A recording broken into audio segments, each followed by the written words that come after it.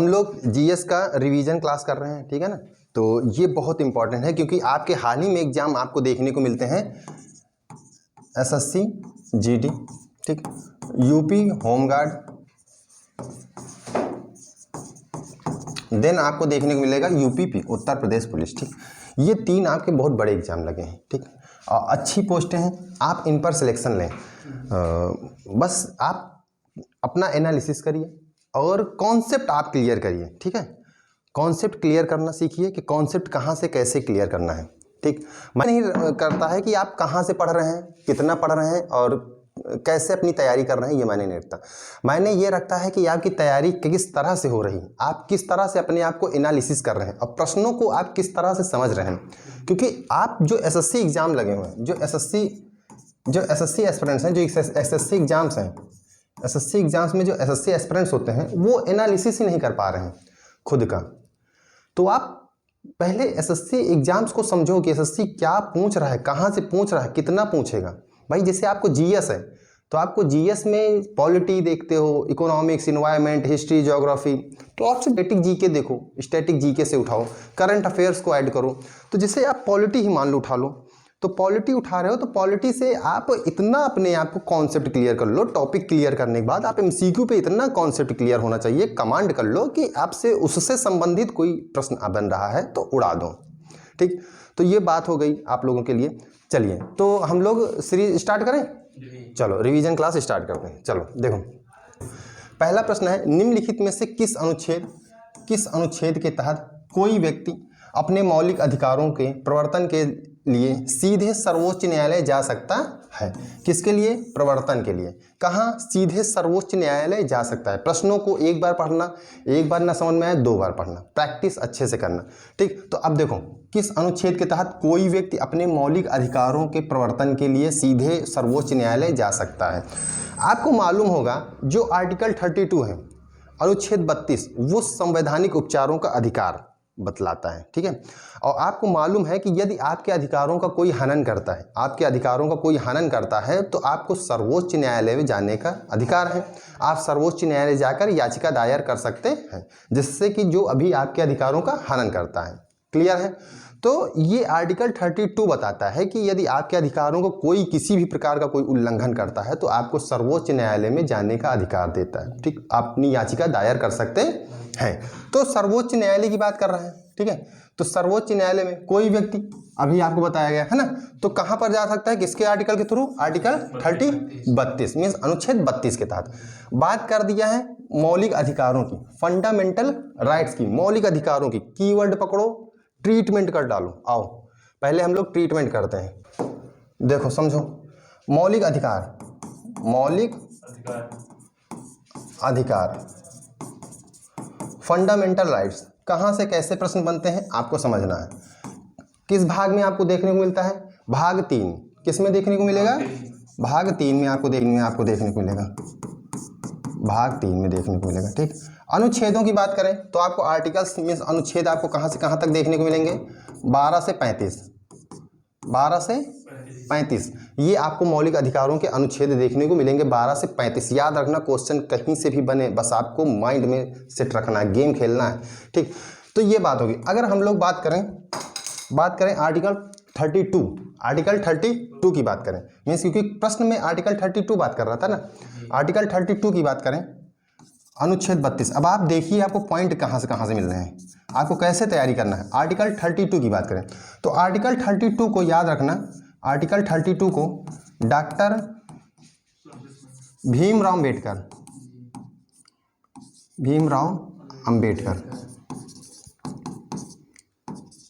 Doctor Bhimrao Ambedkar ji article 32 को क्या कहते हैं? बताओगे क्या कहते हैं? संविधान की आत्मा कहते हैं। संविधान की आत्मा। एक पॉइंट ये क्लियर हुआ। आपसे पूछ सकता है कि अनुच्छेद 32 को संविधान की आत्मा किसने कहा है? भीमराव अंबेडकर। क्लियर है? अनुच्छेद 32 को ही हम लोग लेके आए, आर्टिकल 32 यानी अनुच्छेद 32 आपसे बतलाता है संवैधानिक उपचारों का अधिकार। क्या बतलाता है? संवैधानिक उपचारों का अधिकार, संवैधानिक उपचारों का अधिकार बतलाता है। मीन्स ये बतलाता है आपसे कि यदि आपके अधिकारों का कोई हनन करता है तो आपको सुप्रीम कोर्ट में याचिका दायर करने का अधिकार है। ये बतलाता है आर्टिकल 32। बोलो समझ में आया? यहाँ से समझ में आया? मौलिक अधिकार आपको किस भाग में देखने को मिलता है? भाग 3 में, अनुच्छेद 12 से 35। अनुच्छेद 32 को ही डॉक्टर BR अम्बेडकर ने क्या कहा है? अनुच्छेद 32 कहलाता है संवैधानिक उपचारों का अधिकार बतलाता है। क्लियर है? ये पॉइंट्स क्लियर है? प्रश्न कैसे भी है आपको बस समझ में आना चाहिए। आइए चलिए, ये रहा पहला प्रश्न। तो हम लोगों ने समझ लिया है कि सर्वोच्च न्यायालय सुप्रीम कोर्ट अनुच्छेद 32 बात करता है।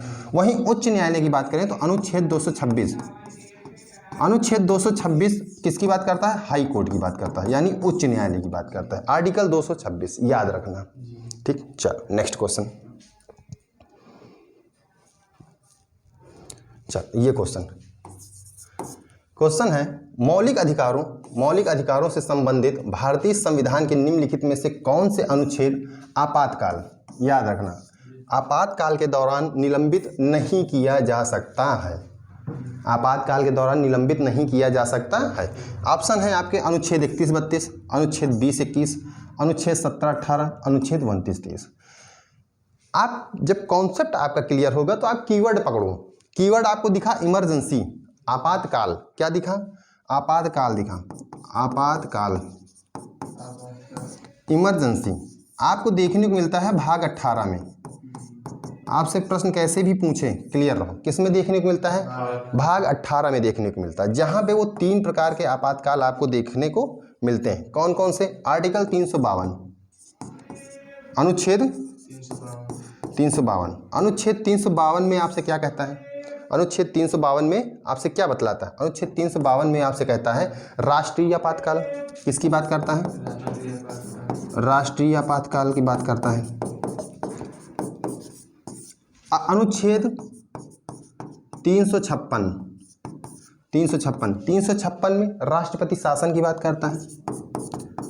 राष्ट्रपति शासन की बात करता है। राष्ट्रपति शासन की बात करता है।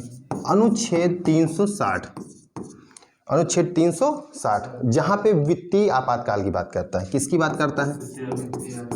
वित्तीय आपातकाल की बात करता है। अरे बोलो भैया, ये ऑप्शन समझ में आ गए?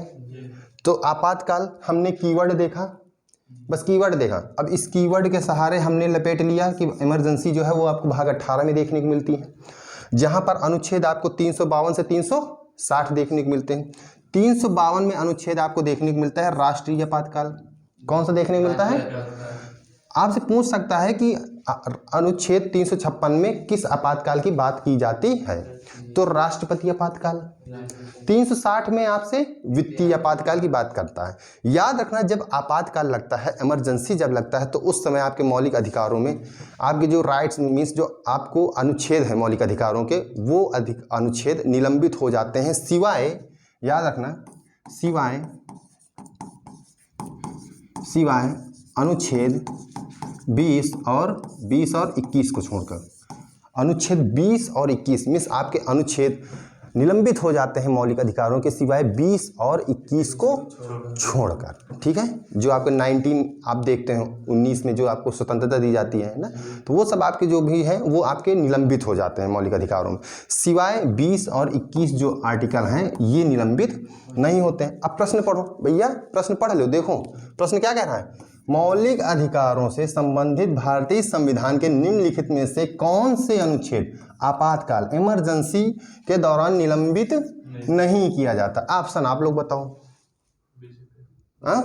20 ये दिख, अरे भैया ये दिख रहा कि नहीं?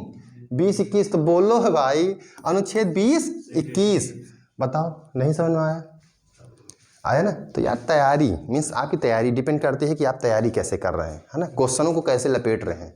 तो इनका भी एक नोट्स होता है, आप तैयार करते चलो। तो एक ये टॉपिक यहाँ से क्लियर हुआ, आगे बढ़ो। चलो क्वेश्चन है, भारतीय संविधान का निम्नलिखित में से कौन सा अनुच्छेद कानून के समक्ष समानता या कानून के समान संरक्षण की बात करता है?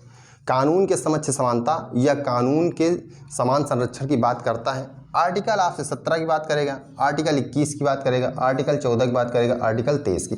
अब आप बताइए इनमें से कौन से आर्टिकल में बात करता है। तो आपको मालूम है कि कानूनों के समान संरक्षण वो आपको देखने को मिलता है आर्टिकल 14 मीन्स आर्टिकल अनुच्छेद 14 बात करता है। किस में बात करता है? अनुच्छेद 14। क्लियर है? ठीक है, तो आइए अगले। ये रहा प्रश्न, बहुत अच्छा प्रश्न है। अब आपको इसको समझना है, ये ठीक है, दिख रहा है? ठीक है, क्लियर। अब देखो प्रश्न को पढ़ो, प्रश्न क्या कह रहा है, प्रश्न को देखो। ये क्वेश्चन है, कह रहा है भारतीय संविधान के अनुच्छेद 19 के बारे में निम्नलिखित में से कौन सा कथन सही नहीं है? सही नहीं है। ऑप्शन पढ़ लेते हैं। ए ऑप्शन कह रहा है सभी नागरिकों को भारत के क्षेत्र के बाहर स्वतंत्र रूप से घूमने का अधिकार देता है। ठीक। बी ऑप्शन, सभी नागरिकों को संघ और यूनियन बनाने का अधिकार होगा। सी ऑप्शन की बात कर लें तो सी ऑप्शन आपसे बतलाता है, क्या बतलाता है? सी ऑप्शन आपसे कहता है सभी नागरिकों को शांतिपूर्वक बिना हथियारों के इकट्ठा मतलब सभा सम्मेलन होने का अधिकार होगा। सभी नागरिकों को भाषण और अभिव्यक्ति की स्वतंत्रता का अधिकार होगा। तो ये आपके ऑप्शन हैं। तो अब आप लोग बताओ भैया क्या होगा?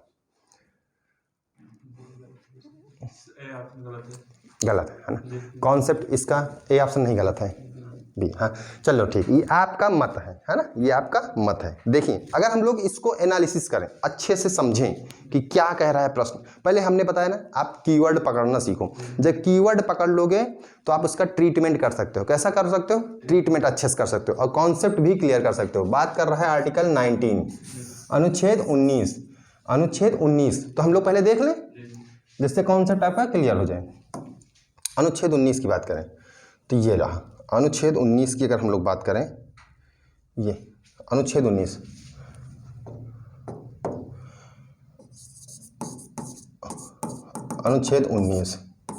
आर्टिकल 19। अनुच्छेद 19 जो बात करता है, पहली बात समझना कि वो नागरिकों की स्वतंत्रता के विषय में बात करता है। किसके विषय में बात करता है? हाँ, स्वतंत्रता के विषय में बात करता है। स्वतंत्रता के अधिकारों के विषय में बात करता है।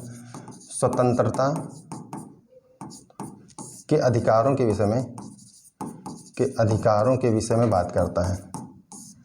ठीक है, बोलो समझ में आओ। स्वतंत्रता के अधिकारों के विषय में बात करता है। आर्टिकल 19 में आपको 6 प्रकार की स्वतंत्रता दी गई है। कितनी प्रकार की दी गई हैं? 6 प्रकार की स्वतंत्रता दी गई है नागरिकों को। ठीक है, स्वतंत्रता के अधिकारों की बात की गई है। कितनी प्रकार की? 6। अब ये हैं रामू भैया। कौन है? रामू ने कहा हम रहते हैं राष्ट्र में। कहाँ रहते हैं? राष्ट्र में। राष्ट्र मीन्स एक देश, मीन्स भारत देश। ठीक है, उन्होंने कहा हम रहते हैं राष्ट्र में, लेकिन हम कैसे यकीन करें कि हमारे संविधान में हमें स्वतंत्रता दी गई है? अगर मैं कोई भी बात रख रहा हूं अपना, मुझे पूरी स्वतंत्रता दी जाए, पूर्णतः स्वतंत्रता दी जाए कि मेरे अंदर जो भी बात है मैं अपनी बातों को रख सकूं। ठीक है, मैं अपनी बातों को रख सकूं, तो मुझे स्वतंत्रता दी जाए कि मैं अपना भाषण कहीं भी दे सकूं। तो ये क्या है? ये रामू अपनी स्वतंत्रता मांग रहा है। ये देखो, ये रामू आही भैया। ठीक है, रामू। तो इन्होंने कहा कि मैं कैसे मानूं, मुझे भाषण और अभिव्यक्ति की स्वतंत्रता दी जाए, क्योंकि मैं अगर हूं, मेरे अंदर कोई भी बात है तो मुझे रखने की स्वतंत्रता दी जाए, मैं अपना पक्ष रख सकूं। तो इन्होंने 19A में इन्होंने कहा, क्योंकि स्वतंत्रता 19 आर्टिकल 19 में बात कर रहा है, और कितने प्रकार की?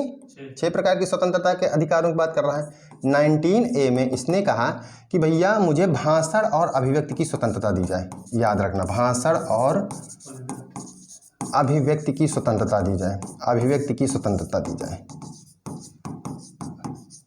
अभिव्यक्ति की स्वतंत्रता दी जाए। बोलो यहाँ से समझ में आया? ठीक है। फिर रामू के मन में ख्याल आया, इन्होंने कहा कि बी में क्या कहा? 19B में इन्होंने कहा कि मुझे भाषण और अभिव्यक्ति की स्वतंत्रता मिली। भाषण और अभिव्यक्ति की स्वतंत्रता मिली। उसके बाद क्या किया जाए कि अब मैं भाषण और अब जब दूंगा तो वहाँ भीड़ इकट्ठा होगी, क्योंकि लोग मुझे सुनेगी ना, मुझे सुनेगी। उसको अगर जो भीड़ है उनको अच्छा लगेगा तभी तो वो सुन रही है, तो वो सुनेगी। तो वहाँ पर क्या होगा? सभा और सम्मेलन। वहाँ पर सभा और सम्मेलन बनाने की स्वतंत्रता दी जाए, जिसे भीड़ इकट्ठा करने की, है ना। तो क्या इन्होंने कहा? इन्होंने कहा मुझे सभा और सम्मेलन की स्वतंत्रता दी जाए, सभा और सम्मेलन की स्वतंत्रता दी जाए बनाने की। बात समझो, इसने स्पीच दिया, भाषण दिया, वहाँ भीड़ इकट्ठा हो गई। क्या हो गई? भीड़ इकट्ठा हुई। भाषण दिया आर्टिकल 19A, इसने भीड़ वहाँ पर इकट्ठा हुई, इसने कहा सभा सम्मेलन की स्वतंत्रता दी जाए। ये क्या हो रही? भीड़ इकट्ठा हो रही। तो आर्टिकल 19B 19C में इसने क्या कहा कि जब मेरी भीड़ इकट्ठा हो जाएगी तो मैं एक ऑर्गेनाइजेशन बनाऊंगा, जैसे कि सभी लोग का अपना एक संगठन होता है ना। तो इसने कहा मुझे संगठन बनाने की स्वतंत्रता दी जाए। इसने कहा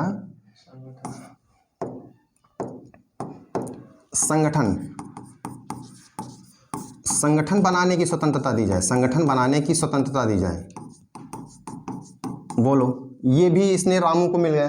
अब इसके ये बन गया संगठन, ये ऑर्गेनाइजेशन बन गया। इसके बाद इसने क्या कहा कि मेरी जब संगठन बन जाएगी तो संगठन बनने के बाद भैया मुझे भ्रमण भी करना होगा, क्योंकि मैं अपने संगठन को कहीं एक जगह लेके तो रहूँगा नहीं। भाई संगठन है तो संगठन को मैं घुमाऊंगा भी तो भ्रमण भी कराऊंगा। तो इसने कहा मुझे भ्रमण करने की स्वतंत्रता दी जाए। डी में इसने कहा कि मुझे भ्रमण करने की स्वतंत्रता दी जाए, भ्रमण करने की स्वतंत्रता दी जाए। चलो इसको दे दिया गया, भैया लो तुम भ्रमण भी करो यार, भ्रमण है तो करो, यो दी गई, चलो ठीक है भ्रमण करो। फिर रामू के मन में आया कि ई में 19E में अब भ्रमण कर रहे हैं अपने राष्ट्र में, तो अब इनको क्या हुआ कि जैसे ये अपने राष्ट्र में भ्रमण कर रहे हैं देश में, तो अब इनको एक स्थान से कहीं दूसरे स्थान इनको पसंद आ गया कि यार ये बहुत अच्छी जगह है। तो इन्होंने कहा कि मुझे निवास करने की स्वतंत्रता दी जाए। बात को समझना है, इन्होंने कहा मुझे निवास करने की स्वतंत्रता दी जाए। तो इन्होंने कहा निवास, तो कहा गया चलो भाई आप लो निवास करने की स्वतंत्रता भी लो, निवास करने की स्वतंत्रता क्लियर है। उसके बाद बात हुई कि भैया जी 19G जब निवास किए इन्होंने, तो निवास करने के लिए इन्होंने अब कहा यार पापी पेट का सवाल है, अब तो ऐसे काम नहीं चलेगा, व्यवसाय करना पड़ेगा भाई, व्यवसाय करना पड़ेगा, व्यवसाय के बिना कुछ नहीं हो पाएगा। तो अब इनको व्यवसाय करने की इन्होंने डिमांड रखी कि मुझे व्यवसाय करने की स्वतंत्रता दी जाए। तो इनको व्यवसाय करने की स्वतंत्रता दी गई, व्यवसाय करने की स्वतंत्रता दी गई। बोलो समझ में आया कि नहीं आया? ये 19F के 6 प्रकार के स्वतंत्रता के अधिकारों की बात करता है नागरिकों की, ठीक। मीन्स 19A में वो बात करता है, किसकी बात करता है, बात को समझना अच्छे से। वो बात करता है भाषण और अभिव्यक्ति की स्वतंत्रता। 19B में बात करता है भाषा और सभा और सम्मेलन की स्वतंत्रता। C में बात करता है संगठन की स्वतंत्रता, भ्रमण करने की, D में भ्रमण करने की स्वतंत्रता, E में निवास करने की स्वतंत्रता और G में व्यवसाय करने की स्वतंत्रता। आप लोग देख लो, पढ़ लिया, एक कॉन्सेप्ट क्लियर है। हम लोग क्वेश्चन पे आते हैं पहले, फिर उसके बाद यहीं आएंगे, जाना कहीं नहीं है, यहीं आना है, ठीक है ना। ठीक है, देखो ऑप्शन क्या कह रहा है, भारतीय संविधान के अनुच्छेद 19 के बारे में निम्नलिखित में से कौन सा कथन सही नहीं है। ये बताओ, भाषण और अभिव्यक्ति की स्वतंत्रता उसने मांगी थी, 19A में दिया गया, क्या किया गया, दिया गया, सही है। नागरिकों को शांतिपूर्ण बिना हथियार के इकट्ठा मीन्स सभा सम्मेलन की स्वतंत्रता दी गई, यानी चलो 19B में उसको दी गई। संघ और यूनियन संगठन बनाने की अधिकार मीन्स स्वतंत्रता उसको दिया गया, यानी 19C में भी इसको ये दिया गया। लेकिन अब भारत के क्षेत्र के बाहर, मैं राष्ट्र की बात कर रहा हूँ, राष्ट्र मीन देश, कल मैंने समझाया है, संपूर्ण भारत की बात कर रहा हूँ, है ना, कहीं दूसरे देश की नहीं। आप भारत से स्वतंत्र रूप से मीन्स आप भारत के क्षेत्र के बाहर यानी कहीं दूसरी है ना राष्ट्र में, देश, कंट्री में स्वतंत्र रूप से घूमने का अधिकार होगा, ये स्वतंत्रता नहीं है आपको 19 के अकॉर्डिंग। तो आपको अब समझ में आया, ए ऑप्शन नहीं होगा। अगर आप फ्रेशर हैं मीन्स अगर आप अभी तैयारी कर रहे हैं, ठीक, और आप यहाँ पर कभी अपनी तैयारी को और मजबूत करना चाह रहे हैं कि हम यार कुछ, तो अब आप यहाँ पर एक चीज़ ये देखो, मैं आपको फ्रेशर टाइप का समझ के समझा रहा हूँ। अगर आप अल्फ़ाबेटिकल देखेंगे तो सर 19A की बात किए हैं, 19B की बात किए हैं, 19C की बात की है, 19D की बात की है, 19E की बात की है, 19E की बात आता है F आता है, यहाँ पर है G। तो आपके दिमाग में आना चाहिए कि यार F कहाँ चला गया, गजनी तो नहीं हो गए सर, पता लगे भूल गए हुए, है ना। तो एफ की बात आता है, तो हम लोग एफ की बात करें, अगर की बात करें तो इस बात यहाँ तक समझ में आया, प्रश्न आपने समझ लिया। 19F के विषय में बात करें, 19F की अगर हम लोग बात करें, 19F, ठीक, मीन्स आपको देखने को मिलेगा जो मौलिक अधिकार हैं, मौलिक अधिकार, फंडामेंटल राइट्स, फंडामेंटल राइट्स में आपको देखने को मिलता है जो आपके आर्टिकल्स अनुच्छेद 31 और अनुच्छेद 19F, ये किसकी बात करते हैं, संपत्ति की बात करते हैं, संपत्ति की, means right to property, right to property, right to property means संपत्ति के अधिकारों की बात करते हैं, संपत्ति के अधिकारों की बात करते हैं। बोलो भैया सही है, समझ में आवा है, क्लियर है, कॉन्सेप्ट एकदम एक क्लियर है, ठीक। 44वां संविधान संशोधन अधिनियम मैंने बताया था, मैंने आपसे बताया था, क्या बताया था, उसके बाद भी पूरा देखो आप 301 हाँ वो कानूनी अधिकार बन जाता है ना। लेकिन ये सब चीज़ें आपको मतलब कॉन्सेप्ट आपका क्लियर होना चाहिए, जैसे मैंने आपको बता रखा है, तो आप इसका प्रैक्टिस रिवीजन करें, क्योंकि आपके सामने क्या है, आपके सामने एसएससी एग्जाम है यार, एसएससी एग्जाम से आप उसको पहले समझ लो कि एसएससी एग्जाम क्वेश्चंस कैसे पूछ रहा है। मीन्स आपके एसएससी एग्जाम जो भी हैं वो एग्जाम से रिलेटेड जो भी क्वेश्चन जैसे आपको देखने को मिलता है, अभी आपका एग्जाम लगा है एसएससी जीडी है, यूपी होमगार्ड है ना, आप जो एग्जाम देख रहे हो यूपी पुलिस है, तो आपको कहाँ से क्वेश्चन बन रहा है, यूपी होमगार्ड है, यूपी एसएससी जीडी है, तो यह प्रश्न कहाँ से बनेगा भाई, बेसिक प्रश्न बनेंगे, स्टैटिक जीके रहेगा। तो आप अगर इस तरह कॉन्सेप्ट क्लियर करते चलोगे तो ये पूछो प्रश्न चाहे जहाँ से पूछो, हम बैठे हैं, पूछो, तुमको चाहे जहाँ से पूछना है, जितने भी लोग उठा लो, इस तरह करके पूरी नोट्स अपनी बनाओ, और नोट्स बनाने के बाद पूरा एक एक टॉपिक क्लियर करके बैठ रिवीजन कर लो, रिवीजन करने के बाद बंद करो, टॉपिक क्लियर करने के बाद आपको यहाँ पर एक एक कॉन्सेप्ट क्लियर कराया जाता है, एमसीक्यू आपको पूरा समझाया जाता है।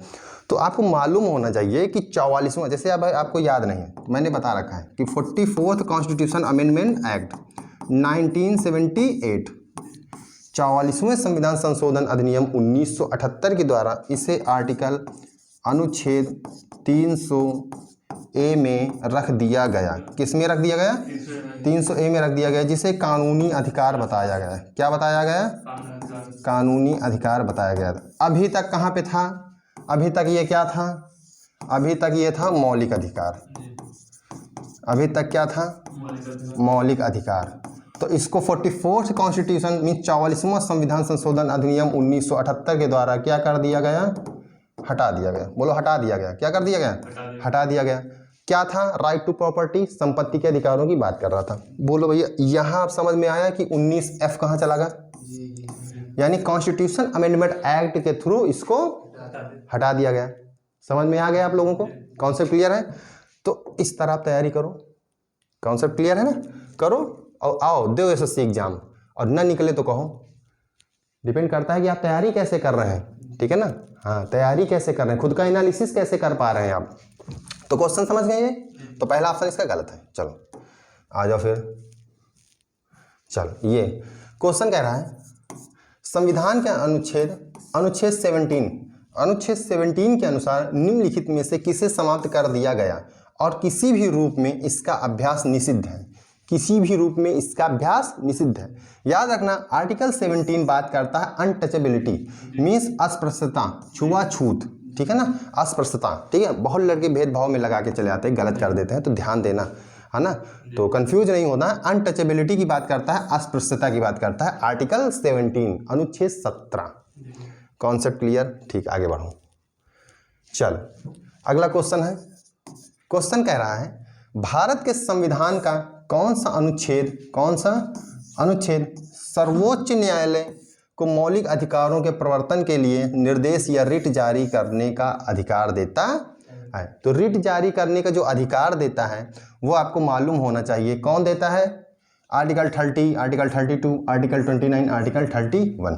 तो आर्टिकल आर्टिकल 32 सर्वोच्च न्यायालय मीन सुप्रीम कोर्ट जारी करता है, सुप्रीम कोर्ट रिट जारी करता है। कितनी प्रकार की रिट जारी करता है? 5 प्रकार की रिट जारी करता है। याद रखना, कितनी प्रकार की? 5 प्रकार की। और ट्रीटमेंट करा जाए, ठीक है? यार ट्रीटमेंट करो, ठीक है? जीएस पढ़ रहे हो तुम, जीएस में राजा बनो, ठीक है? कितनी प्रकार की मीन्स अगर हम लोग बात करें आर्टिकल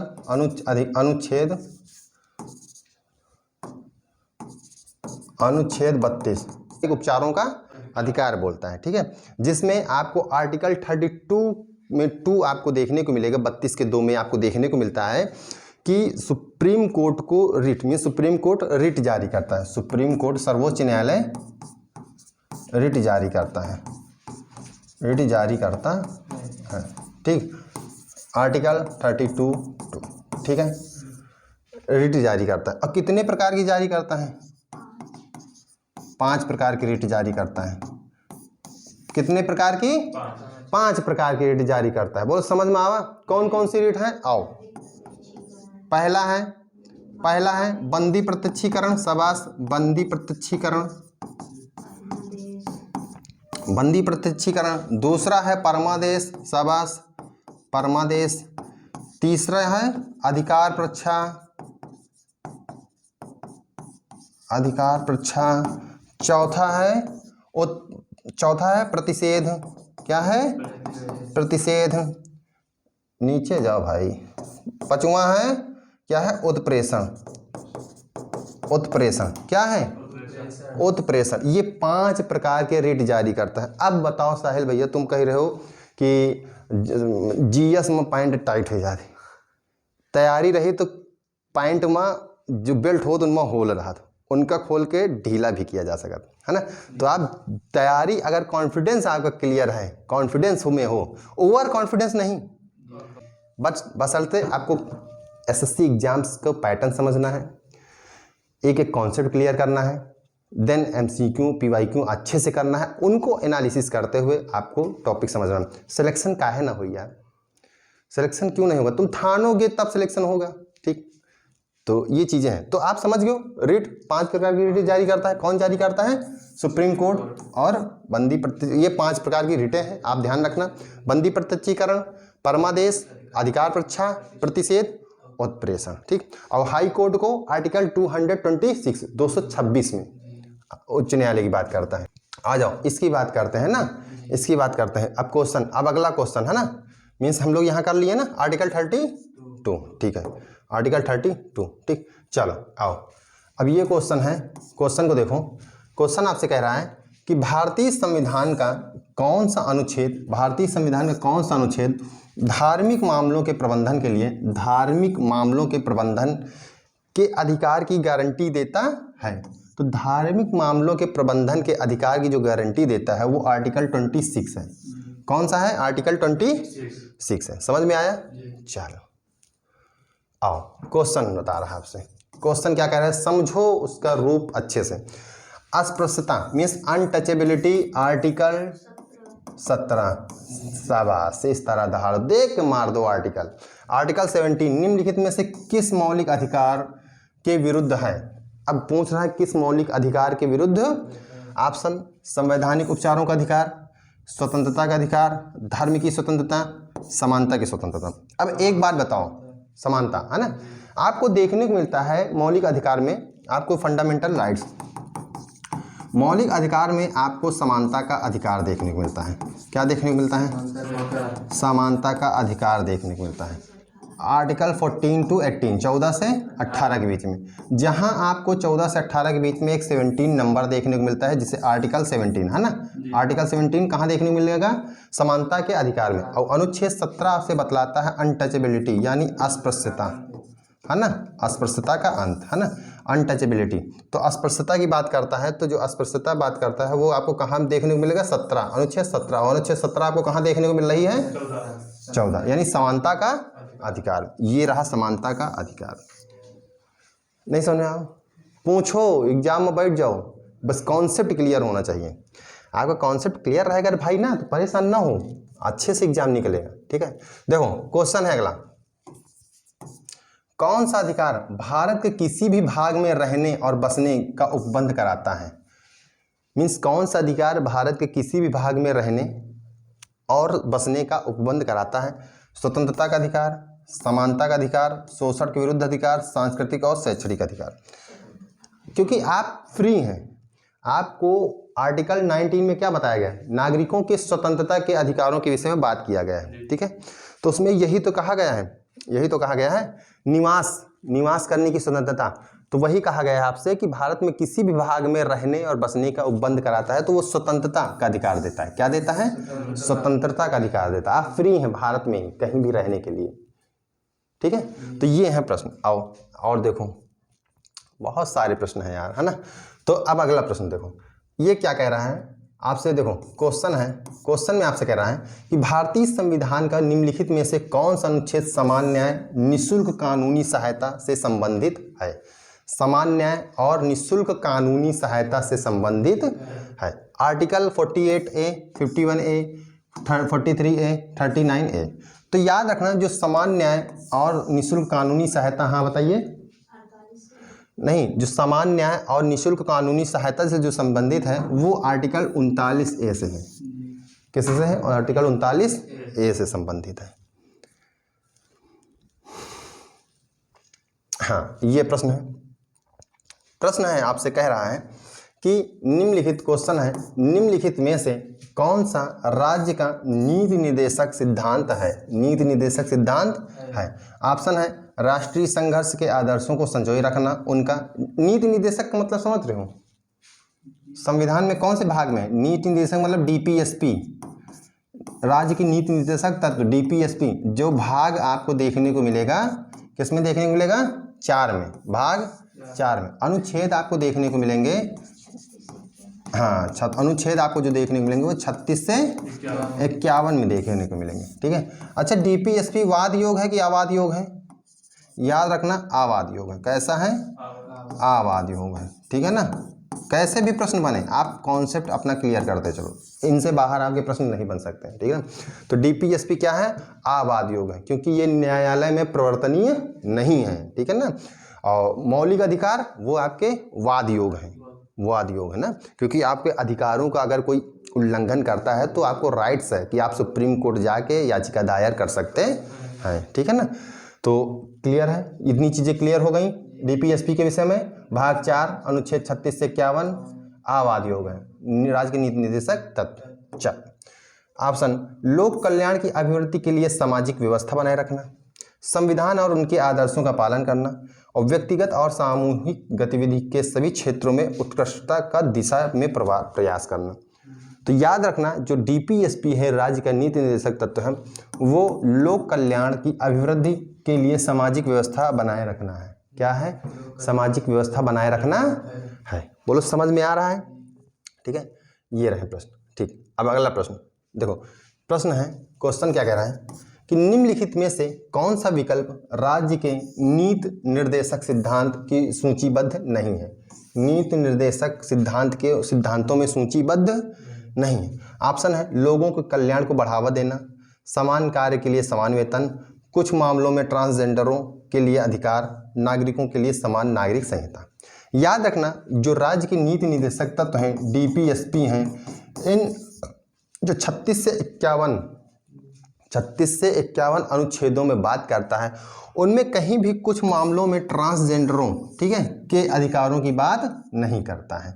बाकी आपको लोक कल्याण को बढ़ावा देता है, सही है, समान कार्य के लिए समान वेतन देता है, सही है, नागरिकों के लिए समान नागरिक संहिता देता है। तो ऑप्शन कह रहा है कौन सूचीबद्ध नहीं है, तो सी ऑप्शन सूचीबद्ध नहीं है। तो ये एक मैं आपको सिखा रहा हूँ कि आपको कैसे एसएससी एग्जाम क्रैक करना है, कैसे आपको क्वेश्चन को सॉल्व करना है। कॉन्सेप्ट आपका क्लियर होना चाहिए, ठीक है। कॉन्सेप्ट आपका क्लियर रहेगा, देन आप आराम से एनालिसिस खुद को करें, एमसीक्यू पीवाईक्यू ढेर सारे करें, ठीक। वो मैं बताऊंगा आपको कैसे करना है, कहाँ से कितना पढ़ना है, वो सारे आइडियाज़ मैं अपने आइडियोलॉजी पर चलूँगा। अगर आपने मेरे अकॉर्डिंग स्ट्रेटजी फॉलो कर ली तो आपका एसएससी जीडी, यूपी होमगार्ड और यूपीपी आदि एग्ज़ाम आपके आराम से क्वालिफाई हो जाएंगे। आपको ध्यान रखना है कि आप सीरियस रहें और आप भ्रांतियों में मत फैलें, ठीक। मीन्स भ्रांतियों का मतलब है कि आप ये ना सोचें कि अरे बस अब ये इतना पढ़ लो, बहुत जैसे मार्केट में चलता है लूसेंट पढ़ लो, एसएससी के लिए पर्याप्त है। तो अब थोड़ा अपडेट करो, खुद को अपडेट करोगे तब आप रेस में आओगे। अदरवाइज भी जैसे पंचायत वेब सीरीज नहीं चली है मीटिंग, तो उसी तरह मीटिंग पे खेलते रहोगे, है ना। तो आप भ्रांतियों से दूर रहें और आप एक अच्छी कमांड रखें खुद पर, सब्जेक्ट्स पे कमांड रखें, है ना। जैसे जीएस सब्जेक्ट्स है उसके लिए मैं हूँ, आप जीएस के लिए स्टैटिक जीके हो, करंट अफेयर्स हो, ये सारी चीज़ों के लिए मैं हूँ। कितना पढ़ना, कहाँ से पढ़ना, मैं अपने आइडियोलॉजी पे आपको ले चलूँगा। बस आपको तैयारी करना है। अगर आप सीरियस हो गए तो यकीन मानिए इन्हीं 4-5 महीनों में आप 6-7 जो भी वैकेंसी हैं अभी नियरेस्ट, आप इन्हीं में एक सिलेक्शन ले लेंगे, ठीक है। बस आपको मेरे अकॉर्डिंग चलना पड़ेगा। बहुत सारे क्वेश्चन हैं, हम इन क्वेश्चनों को सॉल्व करेंगे, ठीक है ना। तो आइए देखते हैं अगला क्वेश्चन, ठीक है।